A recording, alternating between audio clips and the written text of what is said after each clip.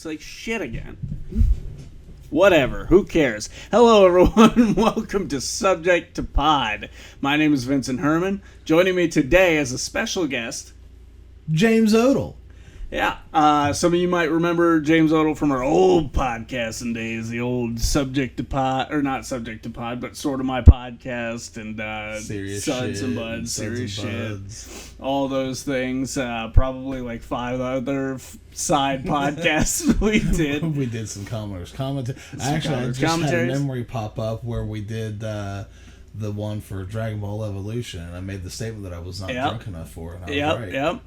Yeah, that's exclusive on our Patreon now. Patreon.com/subjecttochangeent. I think. I'm pretty confident that's it. But anyways, yeah. So Chelsea and Adam couldn't join me today. I never heard from Dot. So we are going to be kind of substituting in here. But James went ahead and brought a topic to the table. So why don't you go ahead and tell us what today's subject of the pod will be? So it was just a thought that has occurred to me recently. Honestly, fast food value menus. Okay. They've changed so much over the years. Okay. And I've been seeing these pop-ups and ads of like what this used to be on a value menu and what it is now, and how and I had a conversation with a couple of friends previously that there's really no good value menu anymore. Yeah, I agree. I would like to open that subject up a little wider, though, because one of the things we had down on our list of like possible subjects for the pod was fast food memories. So like we could do like kind of a mix between these two, like talk about where fast food was, where it is now, and like kind of just delineate between the two of like, you know, what's still worth like fast food anymore, because spoiler alert, my opinion is that fast food just ain't worth it anymore. But we should preface the whole thing by saying fast food's bad for you. It's cheaper to eat at home these days, and really probably healthier, depending on what you're buying. But just so no one's like, oh, they did a whole thing on fast food, but they never talked about how bad it is for you and stuff. Well, now we have. We all know that fast food's bad for you. We all know. We've known that for years. Just know. I don't know. I feel like some people are just like, nah, that's bullshit. There's no way. That's big vegetable trying to There's that guy out there that has had a Happy Meal that he's had for over, I think, 20 some years now, that has not molded.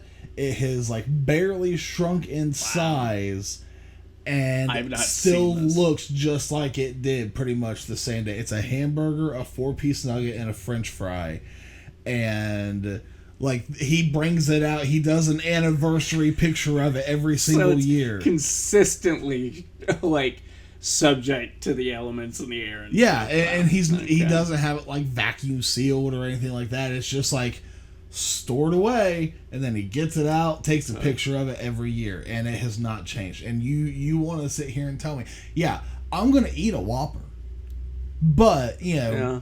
But I know that it's not good. No, it is. These things are not good for us whatsoever.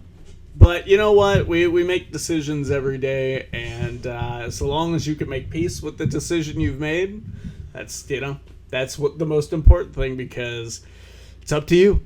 It's up to you whether you ingest this bullshit, and I still do. I mean, I love Taco Bell. Unashamedly, I love Taco Bell. I was just looking at my debit card statements recently, and it's like Dollar Tree and Wendy's all the time. Dollar Tree, Wendy's, and Speedway. And yes, I'm including gas station food here. I've been training a new guy at work, and it's been almost every day we've been like ordering something. Yeah. Either ordering something or walking across the street to Arby's. Yeah. Well, oh man. And so let's start with this part of the discussion, because Arby's brought this to mind for me. Like, the portions of fast food, like how big stuff used to be on the menu versus how big it is now. Because recently I was like, I was constantly having to stop somewhere just to eat, just so I could eat. And so Arby's had their, I think it was 2 for $5 on their chicken wraps. And I'd get those things, and they were just tiny, man. Like, I mean, so tiny. And, I mean, length, circumference, the whole thing was just not worth, 2 were not worth $5 at all. I used to work at Arby's. And then you go over to Speedway, and you get 2 chicken wraps for $5.50, and it's exactly what you expect. It's exactly what I expected from Arby's. So there's something to be said for when the quality too between the 2 wraps were completely different. Also, it's something to be said that when your quality and quantity are being outdone for roughly the same price by a gas station. Yeah, no, it's always like fast food wraps, especially, have always just seemed to be lacking. And when you're talking chicken, a lot of times they're going to throw a chicken tender in there, a little bit of lettuce, some sauce, maybe another vegetable if they have it. Yeah. And that's it. Whereas you go to a gas station and you're probably getting roughly the same amount of chicken, but a lot of times, like the gas station ones, like the Walmart grab-and-go stuff, they've got a lot more substance as far as like mostly the lettuce and stuff in them. But typically, those have more meat in them, too. That's another thing. It's interesting you bring up Walmart also because, and also I'll preface this by saying Walmart's evil. Fuck them. But unfortunately, we live in a town where everything closes by 5 o'clock. And at that point, like, if you need this, that, or the other thing, it is wait until tomorrow. And then, maybe you don't have to work that day. But if you work, you're out of luck. Or go to Walmart. Yeah. And so that's our options. But we went ahead and we're like, we really don't want to cook. We're going to be at Walmart anyways. So we went ahead and picked up 2 of those lunch platter things. Comes with 1 meat and 2 sides and stuff.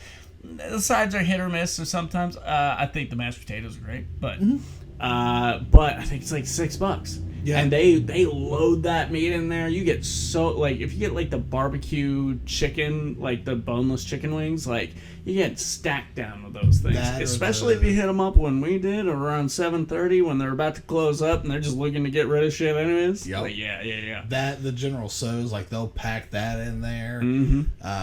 Like they're supposed to have like a pre-portioned or a certain amount that they put into each one of these. Yeah. And one of the last ones I got, the guy was like a real stickler about like what he put in it. Yeah. But used to, those meals were like $3.98. Yeah, they did used to be a lot cheaper, and the price of everything's gone. Yeah. We could be here all day on that subject. We'll stick with the price of fast food when we get there, but yeah, so there's something to be said for that. Now, we were children in the 90s.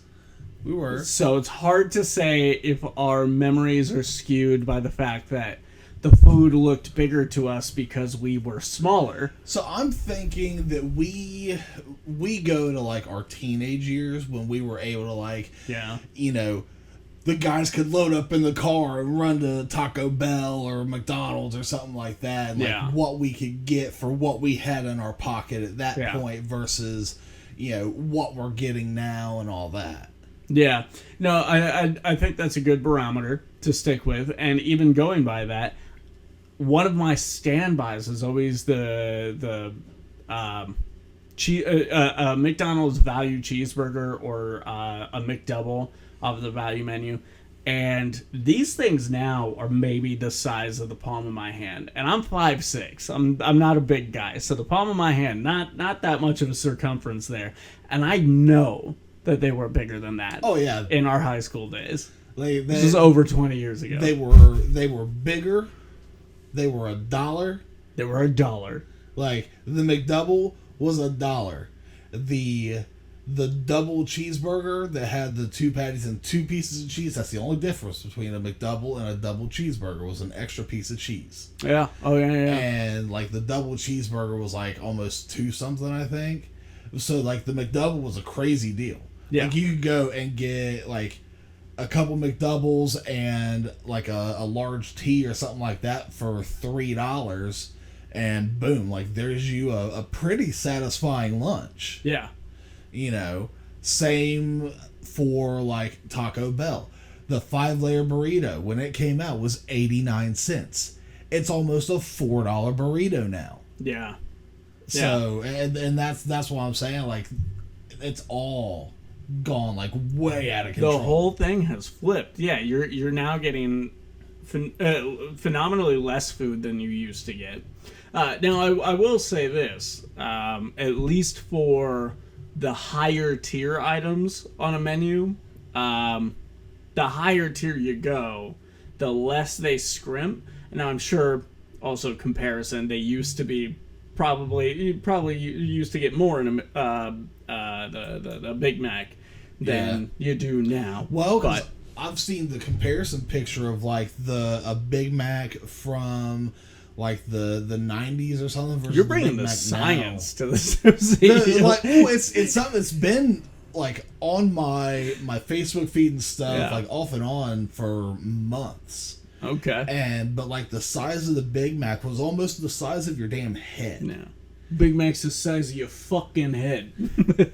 And now, like, it's about the size of, like, the Walmart hamburger bun.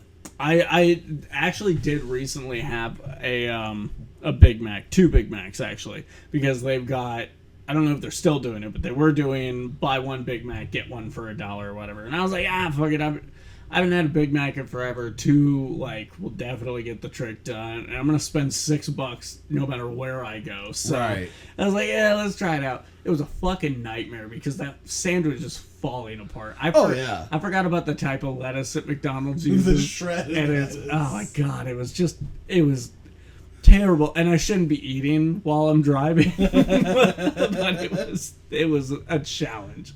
Usually it's a lot easier, you know, you just, before you pull out to get to the stoplight, you know, whatever, you know, real quickly, open it up, wrap it up, one hand on the wheel, you're good to go, you know, like, no, these are no muss, no fuss. No, these are in boxes.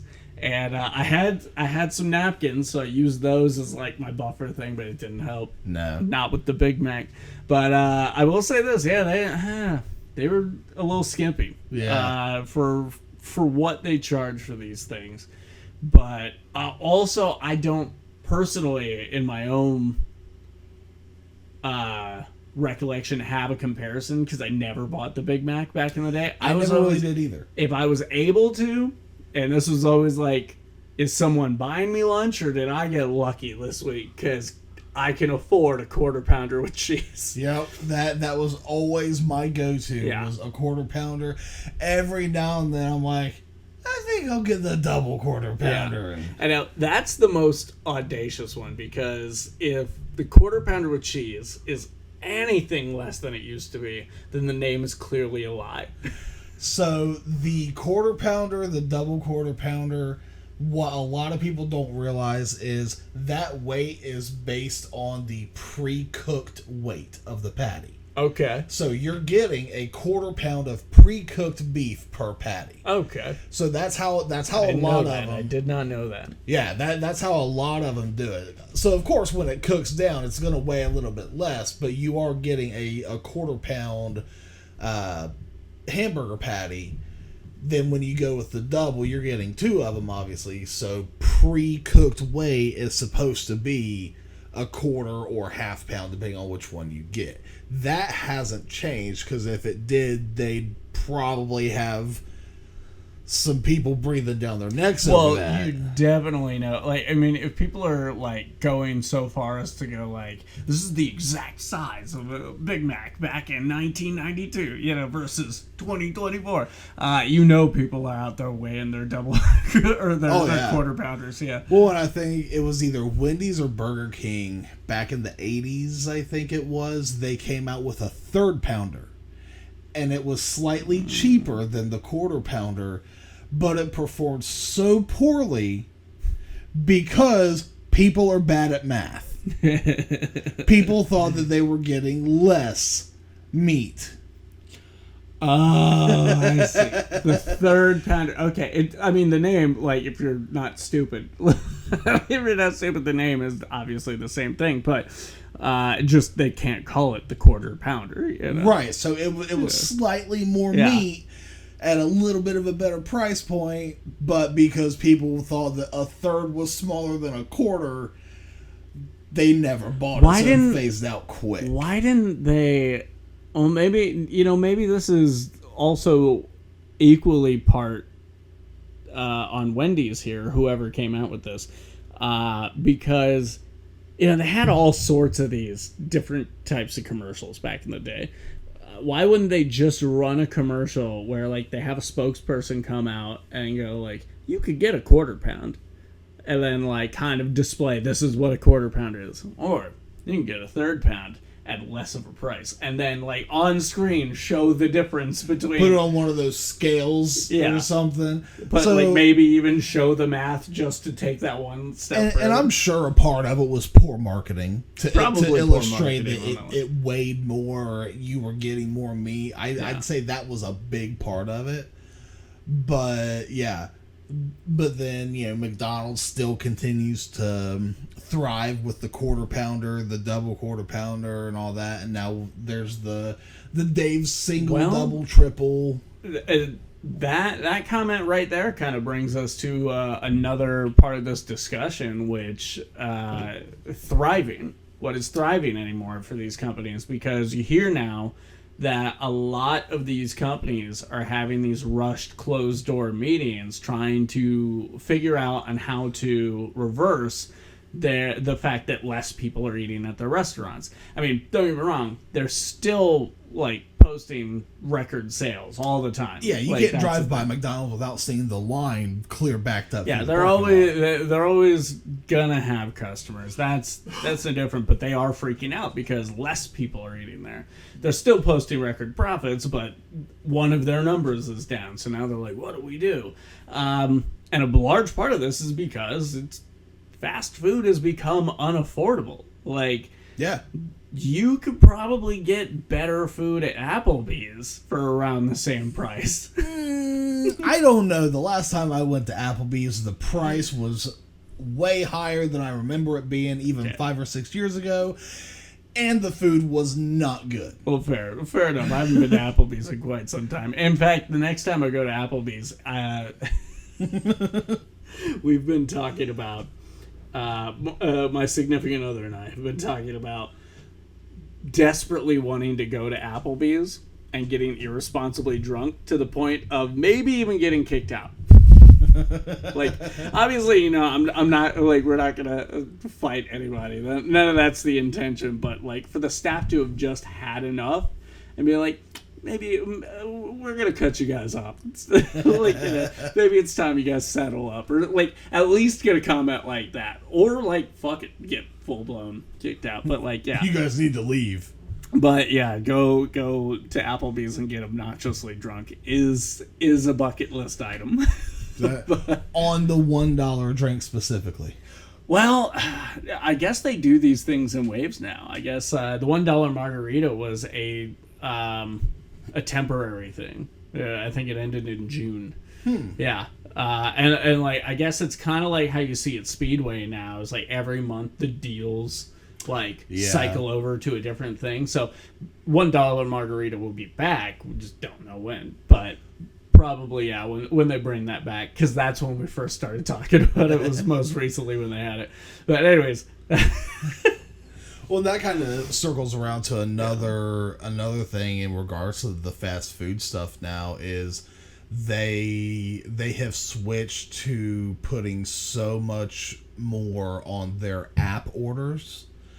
Because like the McDonald's app, Arby's, Wendy's, all of them have rewards programs and deals. Even when you get like the junk mail with the coupons and stuff, like there's always something on there that's like, this deal is also available, but only through the app. And you see those in like YouTube ads and stuff like that too. It's like here's this cool new menu item, but you can only get it through the app. Well, it's like Arby's this month. They were doing $1 sliders on the app. They're normally $2.19. So not a bad deal on those. Yeah. They did one a couple weeks ago. They brought back the 5 roast beef for $5, which we haven't seen that deal in a very long time, because the regular roast beef used to be about a $2 sandwich, and they would run that 5 for $5 every so often. I remember when I worked there, and then now I think a regular roast beef is almost $4, and you would find it on like the 2 for $6 thing that they have now, or something like that. But Arby's, they have their 3 different levels of their roast beef sandwich. There's the regular, there's the double, and then there's like the max or whatever. I can't even remember the name of it, but it's 2.5 ounces, 5 ounces, and 8 ounces of roast beef per, like, as you go up. Oh my god. Yeah. So used so to complicated anywhere. Well, that hasn't changed. Like, I worked there back in 2010. So that was always a thing. I always thought it was just you order the roast beef, it's going to be the same every time. I didn't know you had the option to go, like, how many ounces do I get? Well, so like I said, the regular roast beef is the 2.5 ounce meat, and then the double, which they have it listed on their menu as like the different combos, the different sandwiches.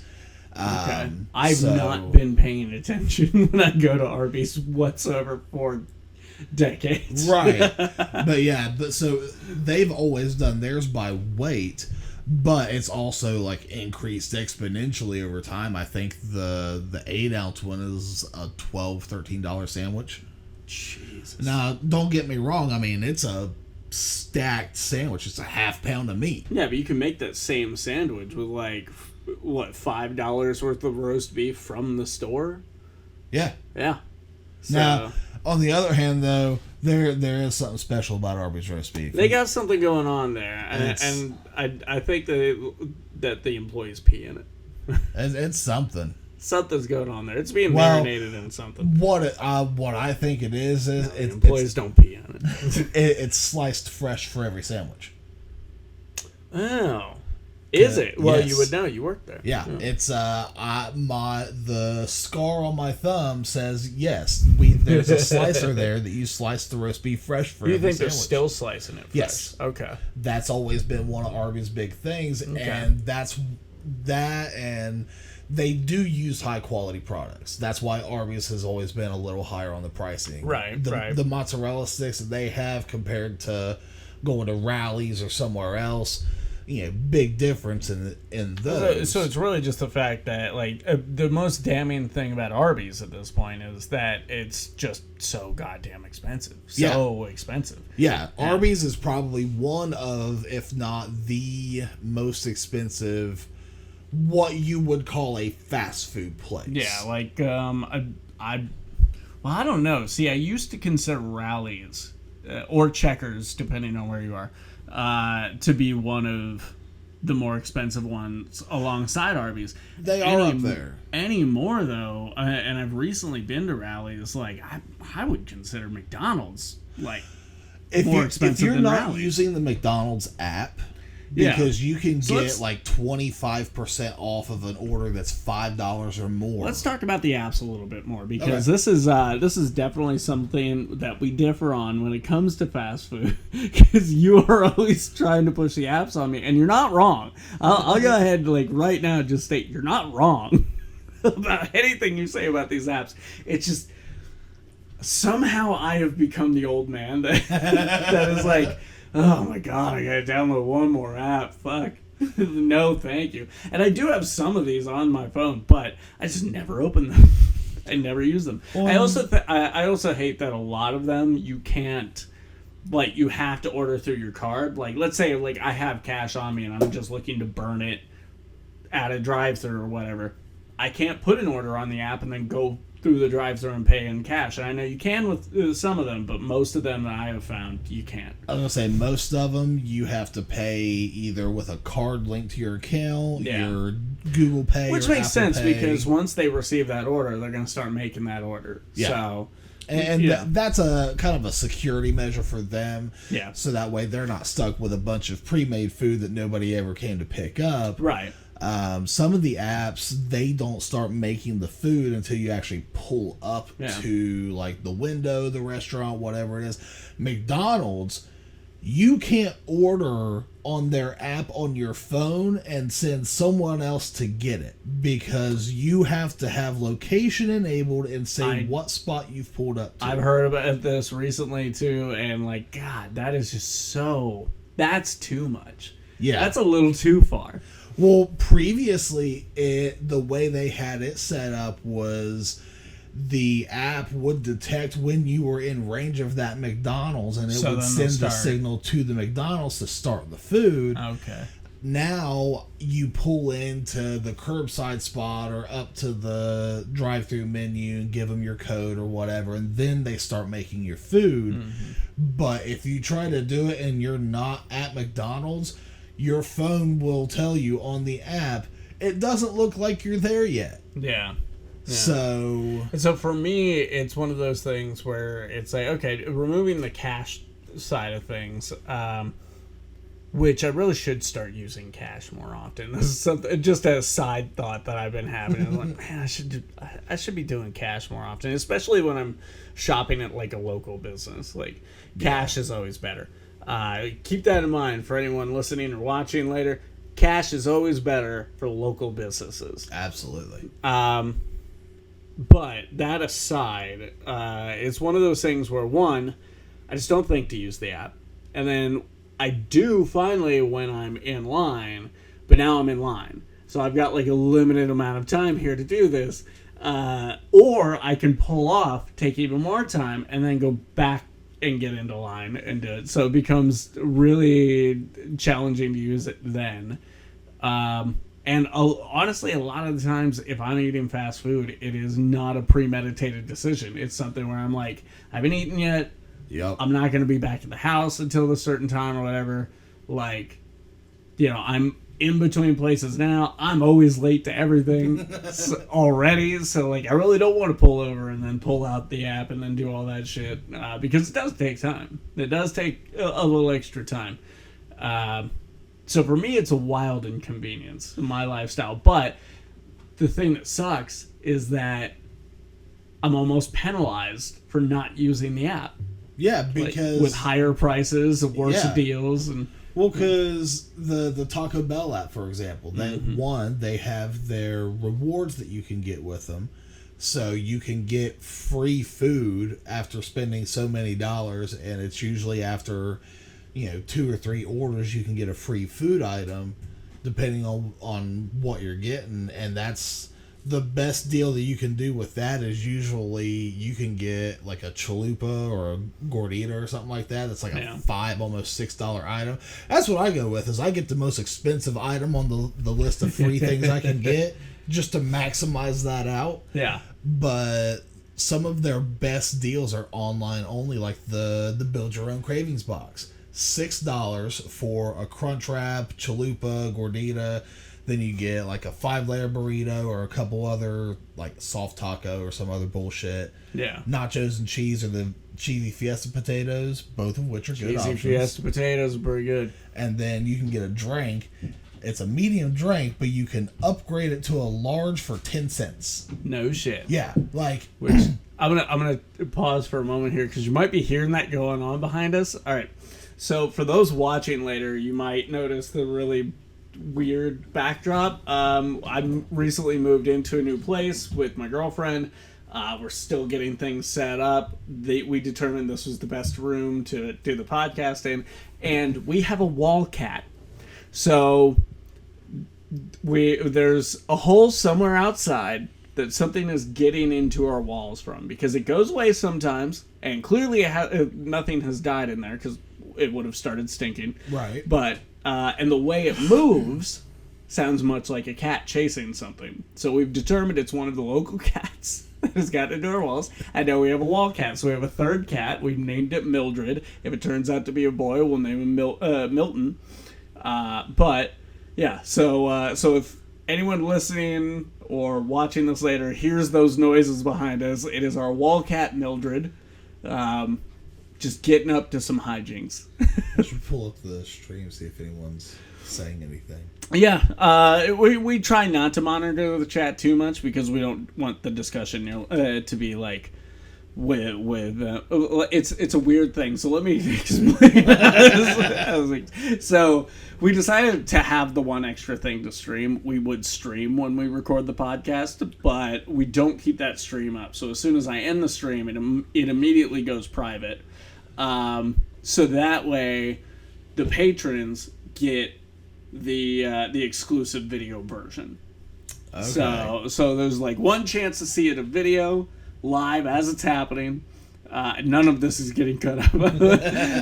And then that goes down. That video gets saved, synced up with the audio from the podcast, and then the podcast that'll go up on Patreon early. Okay. A week earlier than the podcast comes out. So it's kind of like a three-pronged thing. So we record the podcast and stream it while we do it.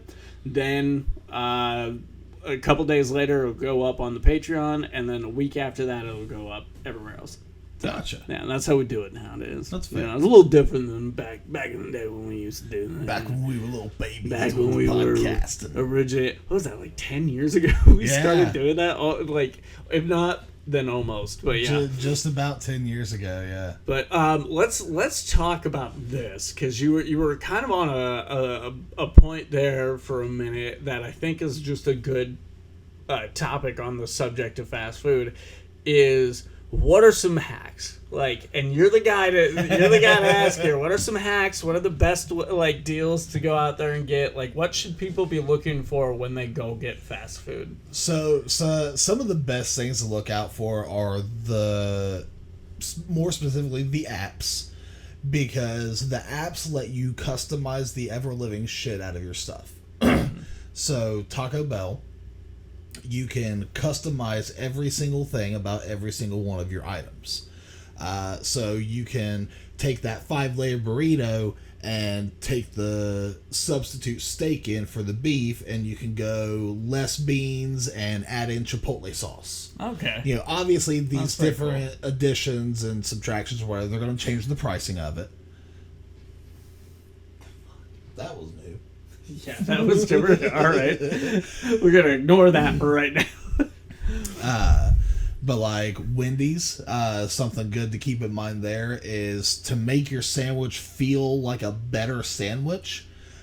You can pile on like lettuce, tomato, onion, pickles, you know, whatever sauces and all that, like your mayo, mustard, ketchup, all that. Most of that is free toppings. And most Wendy's sandwiches don't come with all of that on there. So you can pile that stuff on and make it feel like kind of a deluxe burger. Yeah. And it usually doesn't cost you anything. Okay. So, you know, always look and see what you can customize about your items, because you can take a junior bacon cheeseburger and make it feel like it's one of the deluxe menu items for no extra money. Yeah. Yeah, okay. You can, again, a lot of them, especially the places that have those Coke customization fountains. Oh, yeah. You can really kind of customize out your drink. Here's the thing about those. I don't know what it is, but at least at Wendy's, any one I've gotten, because I usually get a Coke Zero, and if I get a flavor in it, it's cherry. Well, no, it just never tastes right. There's something weird about syrup. It's the flavor syrup. Yeah. Whereas if you just get a straight Coke Zero, it's fine. It tastes like a fast food Coke Zero. Yeah. But because the idea of a Coke Zero orange sounds awesome, but then you get it and it's got this like weird bite to it. Well, so it's unpleasant. You're dealing with the flavoring changing it. When that flavoring goes in, it also, I've noticed, takes away a little bit of the carbonation because it's just an extra syrup that they put in. Now maybe there's something to be said because I'm getting a Coke Zero. Maybe it works better with a diet, or more importantly, maybe it works better with a full sugar drink. I would say that's probably part of it, because where you're getting a 0 sugar drink and then you're adding in it's pretty much a sugar syrup to add the flavor. That's it. Okay. So that's what's getting me then. Yeah. Yeah. Right. So maybe going with a regular orange Coke next time. Give that a try and see how it tastes. No. Right? No. But yeah, and then so, like I said, go in and find what you can customize, but then you're also scroll through and see what they have on there, because a lot of times you're gonna find app exclusive deals. McDonald's, for example, typically has it's like 10 or 15% off an order $3 or more, or 20% or 25% off an order of $5 or more. Wendy's a lot of times will have save $5 on an order of like $10 or $15 or more, or $3 or something like that. So a lot of them always give you a way to save extra money by using the app, or they'll give buy one of this, get one for free, or one for $1, or take advantage of the happy hour specials that they have. The places that still offer that. Yeah, I know Taco Bell still has that as a thing. So, there's always those little extras to look out for on the app that you're not going to see just at the drive-through menu. Okay. Yeah, and another thing with, I don't know if it's with all of them. I know McDonald's has this, pretty sure Wendy's does, but you can garner points. Yes. As you order through the app as well, and then exchange those points for specialty deals or menu items, stuff like that. You can discounts. Get discounts. A lot of times it'll just be straight up free food with a lot of them. I know got Domino's, you can get free pizza, free cheese bread, Papa John's had me in a cycle for a while there. It was the Papadillas. Yep. They were doing these deals on Papadillas forever, and so I'd order Papadillas, and then by the third one I'd have enough points for a free Papadilla. And so there was a time that a few months where that's all I was eating at lunch was Papadillas. Yeah, and now the Papa John's switched over to every $75 you spend, you get $10 free essentially. So it's now Papa Dough is what they call it, that you can apply to an order. Pretty much all of the pizza places now have a point system, most of the fast food places. So like I said, Taco Bell's is you have a list of food items to pick from to get a free item on your orders. McDonald's, you can get a free combo, a free kids meal, a free this sandwich for varying amounts of points. Yeah. Wendy's is kind of the same way. You build the points up and get free food. So, I mean, it literally pays to use the apps. I ate before you got here. I'm sitting here going I could use a Frosty right there. Right? Well, and that is a pretty constant deal staple on the Wendy's one, is a super cheap Frosty. Yeah. So one comment I want to make here, and I feel like the potential for making this comment was earlier, but fuck it, I'm going to do it now. No segue. Fucking Taco Bell betrayed us. Taco Bell betrayed and they were the last everybody. One to do so. They were. They had their it was the $1, $2, and $3 menu. Yep. Which already was come on, does it have to go up to $3? But still, it was better than anything else, Yeah. And then all of a sudden, without warning, it's the $3 and under menu now. And now there's nothing that's $1 or less. Nothing. The cheapest thing, the cheesy roll-up and the spicy potato soft taco are $1.19. Those are the cheapest things on the menu. And the cheesy roll-up sucks. Now, the spicy potato soft tacos, those actually they're pretty damn good. Not terrible, but everything else on there is just it feels overpriced. And then like I once or twice I've forgotten like how small everything you get is, because I think the thing I used to get on the $2 menu all the time was the Chipotle Ranch grilled chicken burrito. Fucking loved that burrito. Decent little burrito, not huge but not tiny, you know. And for $2, it was like the best thing you could get on any menu of any fast food restaurant. You swing there between $2 and $5, and you get 2 of those burritos and $1 drink. You're spending $5. Yeah, and that's a solid ass meal. Yeah. That was a way to live your life, and it's over. Yeah, it's gone. That way of life ended.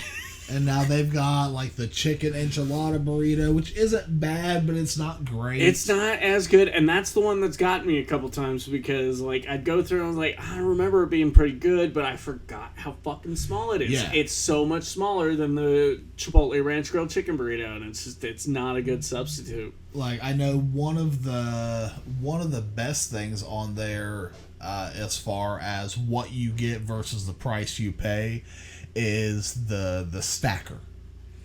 And it's essentially just meat and cheese in a quesadilla sized tortilla. Mm-hmm. They fold it over in thirds and they grill it. Yeah. And that's it. And I think it's one of the 2-something items.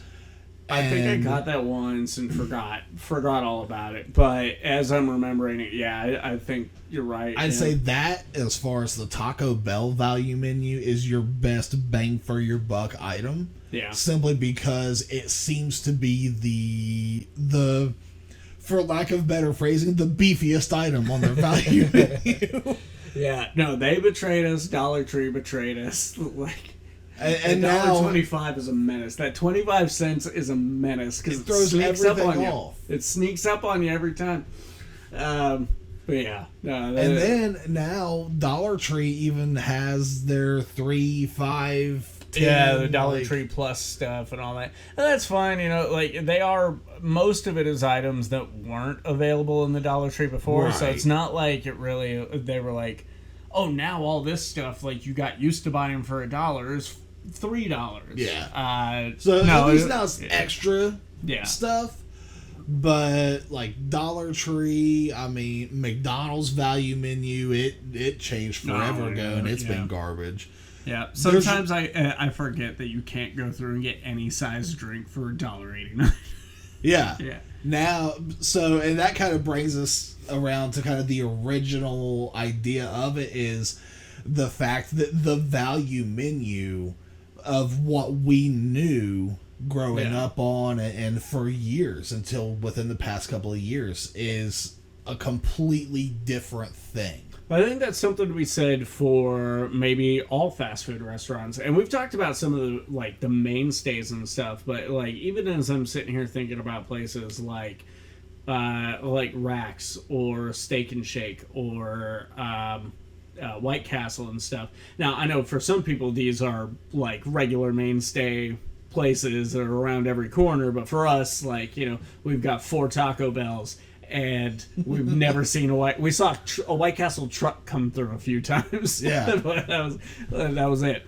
But even in those places, like, I don't recognize those menus, and so has dependability. One of the founding points of fast food, has dependability gone away? Like, I think so. I think one of those tenets of fast food that made it comforting and like a place you wanted to go, not a place you had to stop because you're in between places and it's the easiest, even if it's not the cheapest at the moment. Well, now it's just who wants to go sit in a McDonald's anymore? Yeah, well, because, you know, growing up as a kid, you know, getting McDonald's or, you know, Long John Silver's was one that we would get every great once in a while, but getting fast food wasn't a common occurrence. Yeah. Yeah. You know, that's how I fell in love with White Castle, because when I was a kid, White Castle was a big treat for us. We had one. This is when I lived in Medina. Yeah, we had one locally, and so that would be the big treat. It's like, all right, kids, we're going to White Castle, And now I've given it to my kids, and they don't like it. Yeah. The children I've given it to don't like it at all. And I'm like, oh, am I just... Is this really a bad sandwich, and I'm just nostalgic for it? But no, I legitimately like it. Yeah, I mean, for us, it's something, we don't get. So White Castle is still kind of a treat for us. Yeah. I mean, we're, maybe 2-3 times a year? Yeah. If that. Yeah, for real. But no, yeah, like you're onto something there. It's like, it used to be a treat, and now it's it started to kind of become your commonplace. I don't even want to say it's an obligation, because again, you do still have the choice to be like, I'll just be hungry until I can eat something affordable.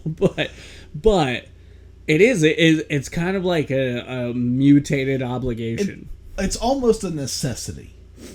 I think rather than an obligation, it's almost a necessity for a lot of people, because most people don't have the time or capabilities to either cook their breakfast, lunch, and dinner every day, or have someone making their food for them. If they have someone that stays at home, whatever. Like, that's not what is commonplace anymore. Experience, so it's a much more commonplace factor to, I'll stop and grab a breakfast sandwich from Burger King on my way into work, and then I'll look at that menu and go like, okay, so I guess it's $5.50 now. Whatever, I'm here. Yeah. Like, so then you've got to order out for lunch or go grab something on your lunch break. And then swing through and grab something from a drive-thru on your way home because it's already 7:30 at night or whatever it is. So it's almost more out of necessity to eat, because people just aren't at home cooking as much anymore. Yeah. So, meal prepping is a big thing for a lot of people that do want to eat healthy. So you go and spend that $100 for a week of meals at the grocery store versus spending $150, $160 a week eating fast food. Like, there is a major cost difference. Because let's not shade this as if, like, buying food at the grocery store is infinitely more cheap. Because that has all gone up as well. I mean, there's been no consistency in like pricing for a while, and like every time you turn around, a price is changing. So, I mean, while I do argue it is still cheaper, it's still gotten harder as well. Yeah. Finding, and it's a vicious cycle. Like you say, the prices go up, so you have to work more to earn more money, and by working more, you have less time to cook for yourself, so you stop buying food from the grocery store and you start eating out more often, which once those industries take a hit, their prices go up. So it just kind of, and when their prices go up, the fucking fast food prices go up. Like, it's literally such a vicious cycle that we're in right now between, inflation, corporate greed, like a whole shitstorm of things that we could like tangent off on indefinitely. Yeah. But it's all coming down, baby. It's all coming down sometime soon. I don't know when, but it's all coming down. We're pushing the cusp. That bubble's got to pop sooner or later. But and now there's a place out in Lucasville that does weekly meal prep for people. You swing by. Oh, that's really cool. You pick up your meals for the week. You bring the containers back. You pick up your meals for the week. So maybe that's something because I mean, if Wheelersburg has something like that, it's arguable in other towns and cities something like that may exist. So maybe a good suggestion for listeners is look for something like that in your own town, because I didn't know that was a thing. Mm-hmm. Yeah, and I think that's why a lot of these, like the meal kit things that you can order, like HelloFresh and stuff like that, where it's all pre-portioned, you can make it. Or there's one, I think it's called Factor, and they're almost like TV dinners, but they're like legit, like steak or chicken or this and that, but built for macros and all that. So a lot more of these meal kit places have been popping up to give people alternatives to grocery shopping and fast food, so you can spend your money on these, get healthy pre-portioned meals and all that. We are not sponsored by No, that. we're not. Does this look like the setting of somebody who's sponsored? But, these all keep popping up, and a lot of people are turning to these online meal kits. Yeah. Because they don't have time to go to the grocery store, and they don't want to spend the money on the subpar food that they're getting from most fast food places. That was a factor for me. I remember when HelloFresh first started advertising on podcasts and stuff, I looked into it and I was like, oh my God, these prices, no way. And now I'm like, if those prices haven't changed much, then I would definitely be interested in something like that. Yeah. And that's what I've been looking at, because like you said earlier, when I scroll through my bank account, okay, like I said, I've been training a guy, so ordering food and all that, so, $15 here, $25 here, $10, $20 here, so, it's easily, $75 to $100 a week that I'm spending on fast food. Yeah. If I can get by with less than that for a week of food, even if it's just 2 meals a day from one of these kits, I'm saving money in the long run. Mm-hmm. So I've really been heavily looking into some of these as like, it's better than fast food, it's healthier, it's good food, then I'm like, hell yeah, I'm getting steak, Brussels sprouts, and mashed potatoes for lunch today. Versus, oh, well, I guess I'm ordering a fucking pizza again. And that's not a place any of us ever wanted to get to, where we're like, I guess I'll have pizza again. Dude, like, we're supposed to love pizza. Pizza's right. one of the greatest things that ever happened to us, and it's become depressing. It has, because it's one of those, so last night, we had D&D. We always get pizza for D&D. It's like D&D, pop, drinks, pizza, like that. That's the norm. Combo. That's how it goes. Yeah. But then yesterday for lunch, I'm like trying to figure out, I was like, I guess I'll fucking order Domino's, but I'm not getting pizza because I'm having pizza later. So I got like the Philly cheesesteak tots and the jalapeno pineapple chicken. Okay. So I'm like you do have options outside of pizza from these places. Right, but still, by time, those 2 items, by time I paid delivery fee and driver tip and everything, was still a $20 order. Yeah. So that $20, if that's going to get me 2 meals from one of these meal kits, or, whatever it is, why wouldn't I go that route? Yeah. Yeah, no, that totally makes sense. So one last thing, I think, and I'll give you an opportunity after this, before we end it, to go, like, is there anything else you want to say? But one topic we haven't really touched on is the aesthetics of fast food these days versus when we were kids. Now, I do want to say, like, yes, there's rose-colored glasses for a certain way of, like, McDonald's and Burger King and all that when we were kids, because, like, it was presented to us with toys and play places and stuff. But that's not it, because you look at photos from, like, the inside of a McDonald's, like, 1994 to now, and it is starkly different. And the old photo is, like, as magical as we remember it looking. Yeah. Which, again, was, like, the whole thing of like them using children as a way to get people through the door, which has changed. Yep. Basically, I don't have specifics to cite here, but I know that certain laws and lawsuits have, like, kind of formed them into what they are now, because it became, like, kind of a statement of, like, well, you're manipulating children, and those children are annoying their parents, and that's why they're going to McDonald's all the time. The parents don't want to go, but, like, shit like that. Well, you used to see, like, every other McDonald's had a play place.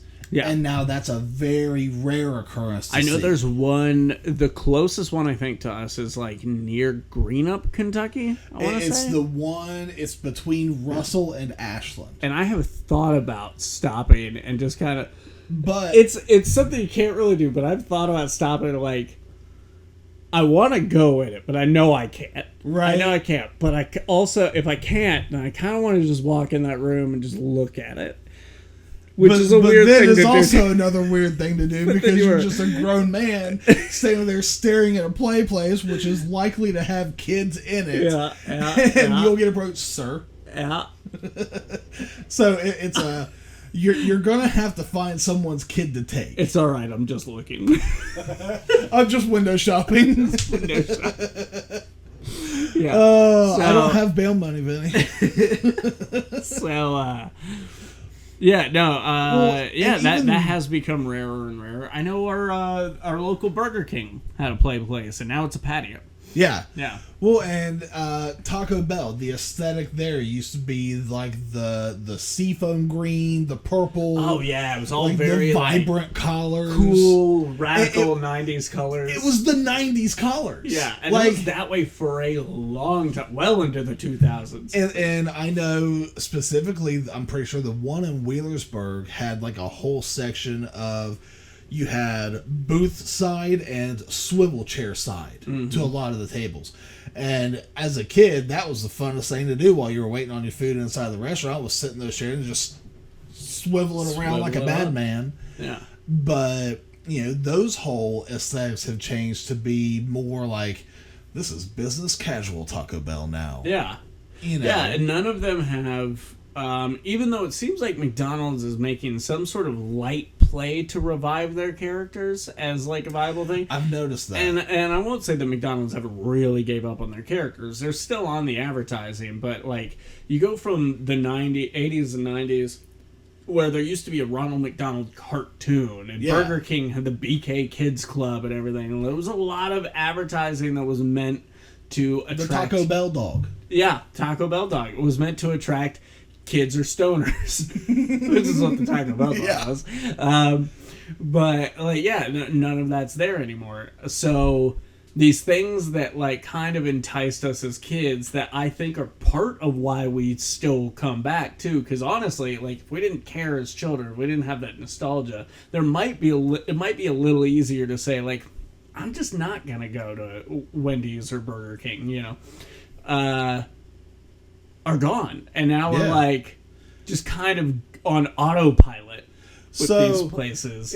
Here's kind of my take on it. I'm sitting here realizing that every time I get into a drive-through line, I feel a little depressed. What has happened?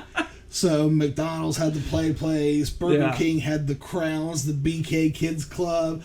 Like, there was an element of fun to these fast food places when we were kids. Yeah. And as we've grown into anxious, depressed, like, dealing with existential dread adults, so have the restaurants. Yeah. Well, because even into our teens and 20s and stuff, these places were still, like, shades of what they used to be. Yeah. They were starting to change They were getting some remodels here and there, but they weren't taking away that, I'm going to call it flavor. Yeah, flavor. Flavor that's a of great the term restaurant. for it. And now that we are in these like later mid stages of our lives, it has really become like they took our toys away. The fast food restaurants look like they're middle-aged restaurants. And you have to wonder, it's like, how did it get that way? Because for so long, for like decades and decades and decades, they didn't give up on that. So it wasn't a thing where it was like, we need to grow up with our fan base. No, your fan base is perpetually children. Your fan base is realistically just perpetually people. Yeah. Like, young, old, I mean, shit, there's the guy that lived to be 90-some years old, and he got a quarter pounder with cheese every single day. Yeah. Like... So, there's something to be said for the fact that these restaurants, they do have their regulars. They have their return customers. Shit, when I worked at Taco Bell back right after high school, there was a lady, we knew her car. And when she pulled up, we put 2 chalupa shells in the fryer because she would come in and want 2 fresh beef supreme chalupas. Mm-hmm. And she was a regular 3 or 4 times a week. And there's the coffee crew that sits at McDonald's, the old guys that sit back in that window area that tell their war stories and this and that over coffee every morning. Are they still there? Are they still doing it? As far as I know. Yeah. You know, there's the church crowds that hit up the different restaurants every evening, and they're pretty consistent about that on church nights. I mean, so the demographic, I guess, for the restaurants has never really changed. It's always been such a wide span of people that you can pretty much, like clockwork, count on a lot of them. Well, I have to. What I have to wonder is, like, why? What spawned the change? Why get rid of the whimsy? Why get rid of the fun? Now, I get it that, like, for a variety of reasons, they had to stop directly advertising to children. Like, their whole gimmick had to stop being, like, manipulating children. I can't tell you the last time I saw, like, a Happy Meal commercial. Yeah. No, and the Happy Meal toys have gotten lamer and lamer. You know, when we were kids watching Nickelodeon, Disney, Cartoon Network, all this and that, we're getting the kid-oriented commercials. Right. Yeah, so it's a little different. So maybe if we were watching more kid-oriented YouTube, we would be getting Happy Meal commercials. So I don't really know that they're not out there. But obviously we don't see them because we're not watching the content-oriented. We have said McDonald's and Happy Meal about 40 times around our phones now, so we might. No, we're very likely to start getting the fast food. We're going to get a lot of fast food ads. So is anyone who is listening to this, you're welcome. No. I do have to wonder why they gave up on that flavor as a whole, as an aesthetic. Why this... And not just one restaurant. It's been all of them. All of them. You know, every single one of them. And you see all of these different restaurants have went from colorful, you know, inviting kind of appearances to, again, the best term that I can think of is business casual looking restaurants. I think the only ones that really have held on to their aesthetic are ones that were like their whole gimmick, their whole thing was always to be like this kind of diner, like 40s 50s diner type thing, like a Steak and Shake. Steak and Shake's aesthetic has never really changed that much. I mean, maybe they cleaned it up, you know, installed some new windows or something, but it still has that flavor to it. It still I feel has... like White Castle hasn't really changed that much. It's Waffle modernized. House hasn't changed. Waffle House isn't fast food, though. I think if Waffle House changed, there would be a riot. If they changed their branding or aesthetic at all. Oh, yeah. Yeah. But yeah, I mean, all of these changes, it has almost felt like, you know, we get the life sucked out of us by our day-to-day lives, and so have these restaurants. Yeah. Yeah.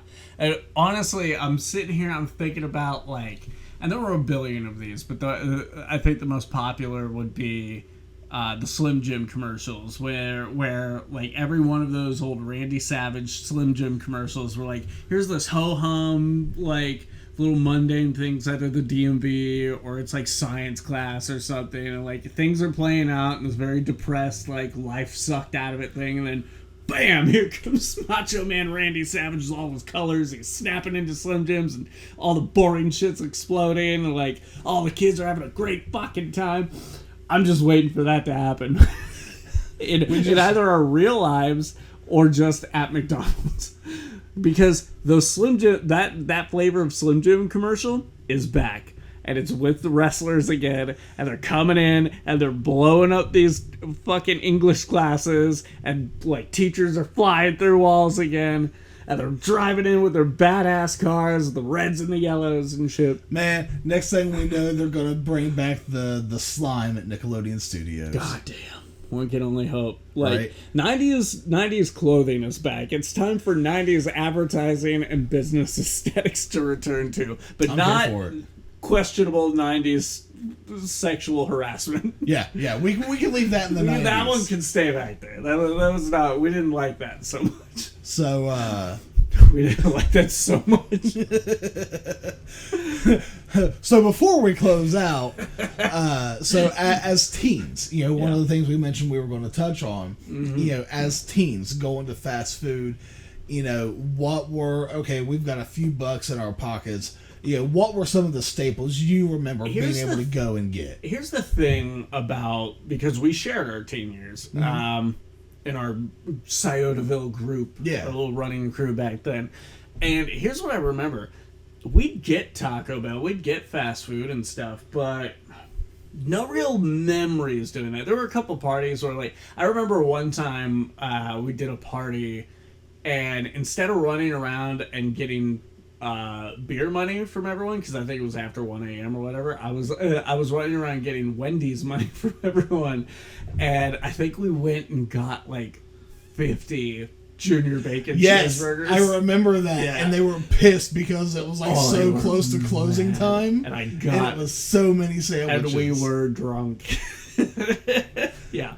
And there was a lot of $5 hot and readies. Yeah. So there was stuff like that, but none of those were really memory making. The things that we would do a lot in high school, though, is go to some of those outliers like Mongolian Barbecue, the American Restaurant, Giovanni's in Sciotaville. Like, there was that little malt shop there for like 2 seconds, and then like I think maybe it was our not junior year, but our sophomore year.